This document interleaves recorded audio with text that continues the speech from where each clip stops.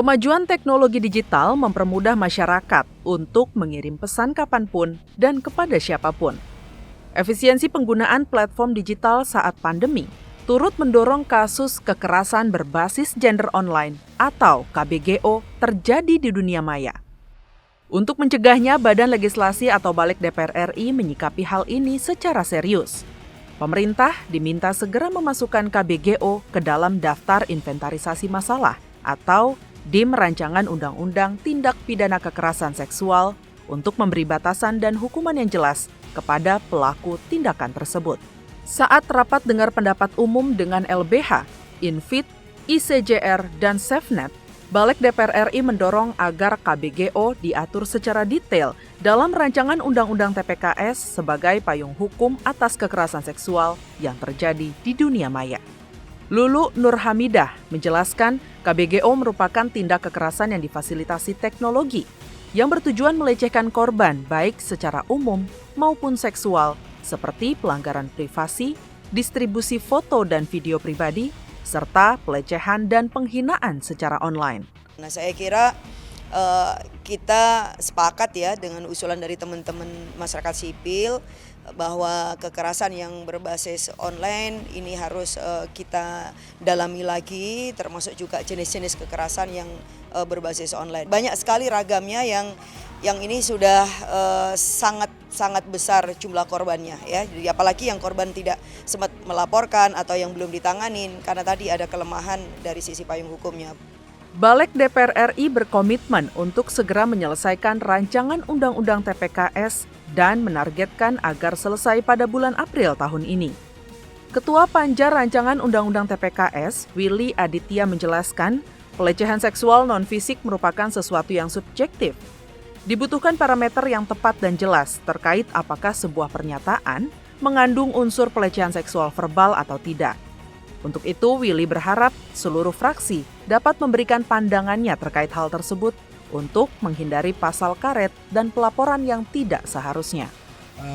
Karena masyarakat kita kan masyarakat yang guyup.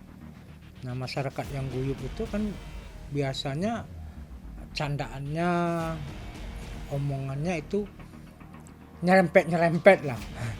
Maka kemudian kita beri batasan sejauh itu basisnya adalah laporan. Elektronik juga sama. Tadi yang diusulkan oleh pihak pemerintah khususnya dari pihak kejaksaan ya. Itu juga prosesnya ketika yang bersangkutan menerima materi muatan yang tidak berkenan lalu kemudian dilaporkan.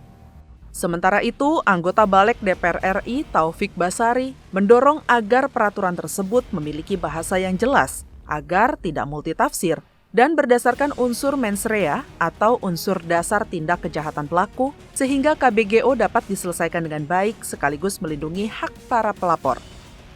Kita tentunya ingin agar ketentuan mengenai pelecehan seksual non-fisik ini tidak multitafsir ya, agar dia implementatif. Oleh karena itu kita ingin memastikan bahwa unsur mens rea, unsur kejahatan yang ada dalam perbuatan yang dimaksud di dalam pasal tersebut itu menjadi jelas. Catatan tahunan Komnas Perempuan di tahun 2021 menunjukkan malicious distribution atau penggunaan teknologi untuk menyebarkan konten-konten yang merusak reputasi korban menjadi jumlah tertinggi, yakni sebanyak 370 kasus disusul dengan kasus online grooming atau proses meyakinkan korban untuk mengirimkan gambar bermuatan seksual yang didokumentasikan melalui video atau foto. Tak hanya soal KBGO, skema Victim Trust Fund juga akan dimasukkan ke dalam pembahasan rancangan Undang-Undang TPKS untuk melindungi dan memenuhi hak korban dalam bentuk ganti rugi. Anggota Balik DPR RI Seli Andriani Gantina menekankan skema tersebut bisa menjadi payung hukum untuk mengatur anggaran pencegahan dan pemulihan korban yang saat ini belum diatur dalam aturan perundang-undangan. Kalau pelakunya sendiri orang mampu mungkin masih bisa. Tetapi kan kebanyakan adalah pelaku adalah orang yang tidak mampu. Sehingga restitusi yang harusnya diberikan kepada korban untuk pemulihan menjadi beban kepada negara. Pada saat dibebankan kepada pemerintah dan negara, kita mengetahui anggaran pemerintah dan negara belum ada payung hukumnya. Kementerian PPPA sendiri juga menyadari ini sangat memberatkan untuk Kementerian PPPA. Jadi memang masukan mengenai victim fund victim trust fund ini betul-betul sangat baik. Hanya tinggal bagaimana kelembagaan yang akan mengelola dari keuangan tersebut, penganggaran tersebut.